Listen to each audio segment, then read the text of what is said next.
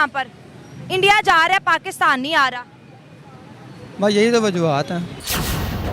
हिंदुस्तान का आसमान पाताल में समाता पाकिस्तान। कभी मौका मिला इस मुल्क से निकलने का तो कभी इस मुल्क के अंदर अपनी कब्र भी नहीं बनने देनी। पाकिस्तान में नहीं रहना है, पाकिस्तान से जिंदा भागना है। लाहौर के लंपटों से लेकर कराची के करामातियों तक पाकिस्तानी यही कह रहे हैं और सही कह रहे हैं। दो नारे लगाना चाहता हूँ, पाकिस्तान जिंदाबाद, पाकिस्तान से जिंदा भाग। और बस दो बातें करना चाहता हूँ। पाकिस्तान के अंदर पैसा बहुत ज़्यादा है। कराची के अवाम के पास इतना पैसा है कि उनके अंदर कमरे फुल भरे हुए हैं। मैं यही कहूँगा, आप एजुकेशन लें पाकिस्तान में, देन आप मूव कर जाएं अब्रॉड में।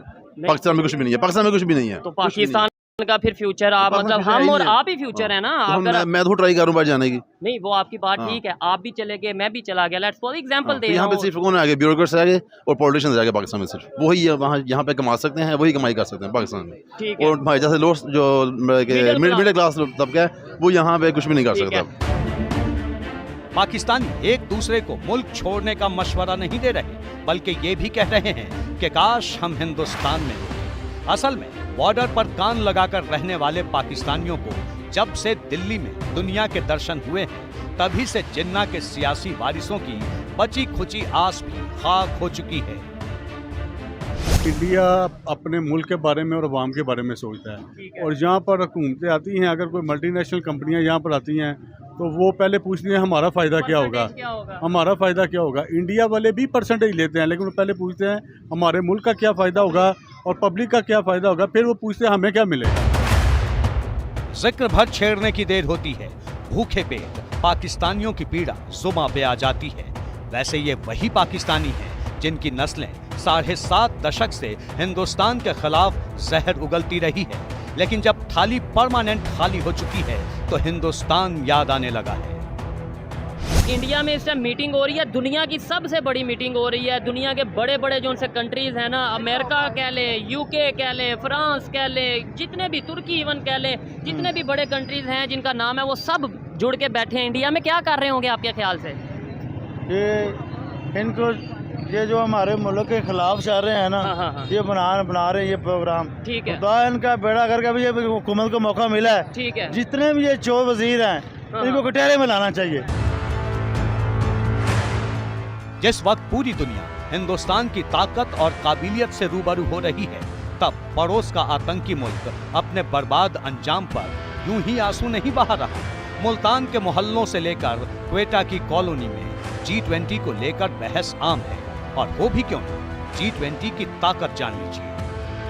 85% योगदान दुनिया की GDP में, 75% हिस्सेदारी अंतर्राष्ट्रीय व्यापार में, 60% भागीदारी विश्व की जनसंख्या में, 80% सहयोग दुनिया के कुल निवेश में।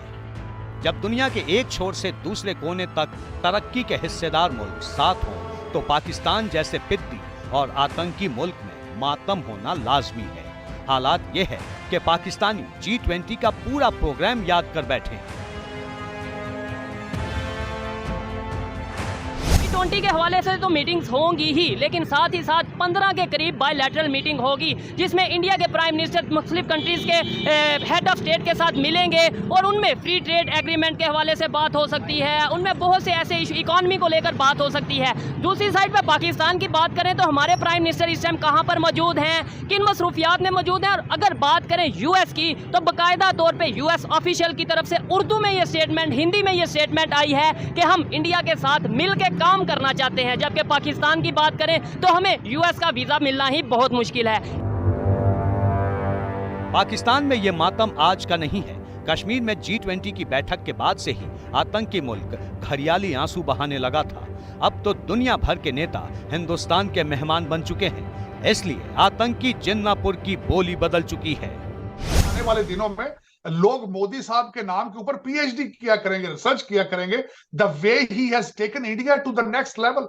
मैं हमेशा ये कहता हूं पाकिस्तानी अपने भाइयों से कि देखें, उनको चाय वाला मिला है, आप भी कोई समोसे वाला ढूंढ लें, कोई आप भी कोई फ्रूट वाला ढूंढ लें, लेकिन वो मुखलिस हो पाकिस्तान के लिए। कैंपेन देखी जाए अगर, तो मैं इसमें गलत नहीं होगा कि ये आज से नहीं, काफी सालों से ये कैंपेन चलाई जा रही है।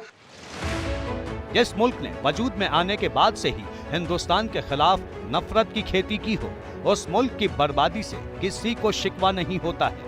G20 को लेकर पाकिस्तान की बौखलाहट की वजह और भी है। मसला G20 में शामिल होने कई इस्लामी देशों के राष्ट्राध्यक्ष दिल्ली पहुंचे हैं। सऊदी अरब के प्रिंस मोहम्मद बिन सलमान भी उनमें शामिल हैं। चीन के अलावा पाकिस्तानियों का चूल्हा सऊदी की खैरात से ही जलता रहा है। यही वजह है कि क्राउन प्रिंस और प्रधानमंत्री मोदी के गले मिलने वाली इन तस्वीरों को देखने के बाद जिन्ना के मुल्क के होश फाख्ता हो चुके हैं। खुद सुनिए। सऊदी अरब, अमेरिका और जो है यूएई मिलके ना और इंडिया के साथ एक ऐसा रेलवे जाल बिछा रहे जो उनको मिडिल ईस्ट से कनेक्ट करेगा। तिजारत रेलवे लाइन के थ्रू होगी। बड़ा पैसा कमाने जा रहा है इंडिया। क्या कहेंगे इस पे? इंडिया कमा सकता है, हम लोग नहीं कमा सकते। हम क्यों नहीं कमा सकते? हमारे पास किस चीज की कमी है? हमारे पास इसलिए कमी है नहीं है, हमारे जो हुक्मरान है, जो जितने बड़े वो सही हो जाए तो इंशाल्लाह हमारा पाकिस्तान सही हो सकता है। पाकिस्तान सही हो ही नहीं सकता है। जिस मुल्क की जड़ों को ही नफरत के जहर से सींचा गया हो, उस मुल्क के मुस्तकबिल में परमानेंट मातम लिखा हुआ है। जानना चाहते हैं क्यों? तो जिन्ना के मुल्क की जहर उगलने वाली जमात को सुनिए। हम दिफाई तौर पे इंडिया से बहुत आगे हैं और एक दिन होगा कि इंडिया पाकिस्तान का हिस्सा होगा। सीधी सी बात है।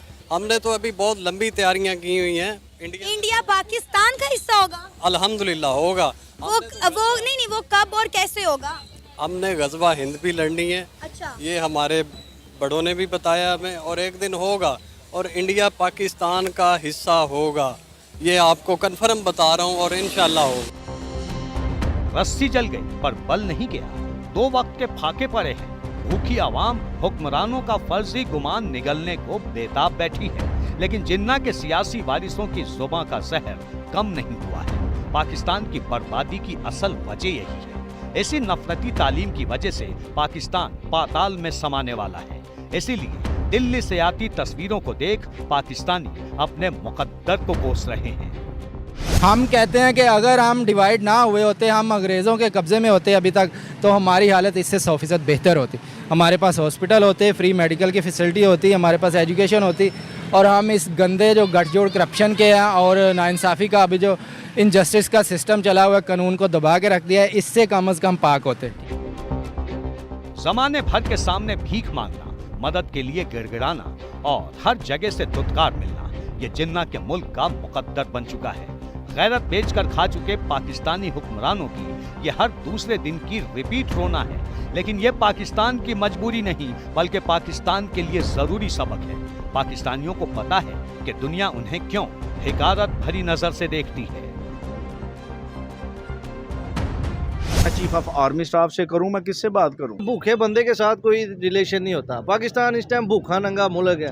हर बंदा कहता है ये हमारे पास आया होगा, इसी सिचुएशन के लिए आया होगा, एक अरब डॉलर दे दो, 1 अरब डॉलर दे दो। अब हमने कर्जा लेके कोई कारोबार तो करना नहीं, यहाँ कोई इंडस्ट्री तो लगानी नहीं। हमने 10 अरब दे दिए मीडिया को इश्तहारों में। अभी ये पिछली 16 माह की हुकूमत गई है, 10 अरब दे दिए ना मीडिया में, अपनी जो पब्लिसिटी है उसके लिए 10 अरब के इश्तिहार लगाए जो है मीडिया पब्लिसिटी के लिए इश्तिहार दिए हैं 16 माह में, और 20 अरब जो है वो इलेक्शन में देने के लिए नहीं थे। आइन जो है वो दफन कर दिया है, कानून दफन कर दिया है, और वो आवाम का खून तक निचोड़ लिया इन लोगों ने, हड्डियों से नोच के खा गए गोश्त भी। वो जो असल में जिन्ना ने नफरत की बुनियाद पर पाकिस्तान बनाया।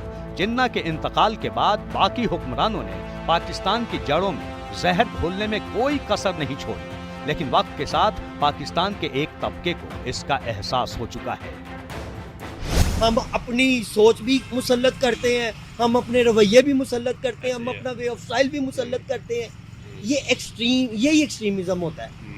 हम एक्सट्रीमिस्ट है। अब वो मैं नाम नहीं ले सकता एग्जैक्ट नाम ले लिया तो फिर वो बड़े चित्र पड़ने हैं, उन्हें तो उठा के ले जाना है। आने वाले दौर में पाकिस्तान के जो बच्चे हैं वो दुबई सऊदीया नहीं जाएंगे, वो अफगानिस्तान की तरफ माइग्रेट करेंगे, इंडिया की तरफ कराएंगे वहाँ पे, क्योंकि जब लोगों को एक चीज़ इजीली फेल होगी, वहाँ पे इकोनॉमी उनकी स्टेबल हो चुकी है, तो पाकिस्तानी वहाँ जाएंगे, मूव करेंगे।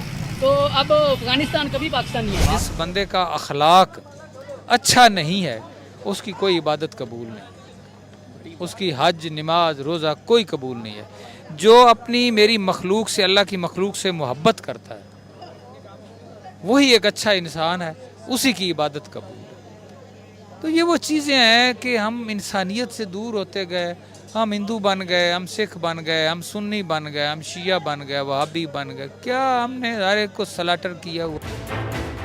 पाकिस्तान की हकीकत यही है। जिस पाकिस्तान के लिए जिन्ना ने सरहद पर खून की लकीरें खींची थी, वो पाकिस्तान सिर्फ एक ख्याल था जो अब खाक में मिल चुका है। इसीलिए दहशतगर्द मुल्क के मुकद्दर में सिर्फ अंधेरा लिखा है। यकीन मानिए, अगर ऐसे ही हालात रहे तो एक दिन पाकिस्तान सिर्फ इतिहास की किताबों में ही मिलेगा, और वो दिन भी दूर नहीं है। Bureau report, ABP news. 28 जनवरी 1933 यही तारीख थी जब दुनिया पाकिस्तान शब्द से वाकिफ हुई थी। 90 साल बाद 2023 में पाकिस्तान फिर इतिहास की किताबों में गुम होने की कगार पर खड़ा हुआ है। इसीलिए शुरुआत पाकिस्तान से ही करते हैं, क्योंकि जिस वक्त दुनिया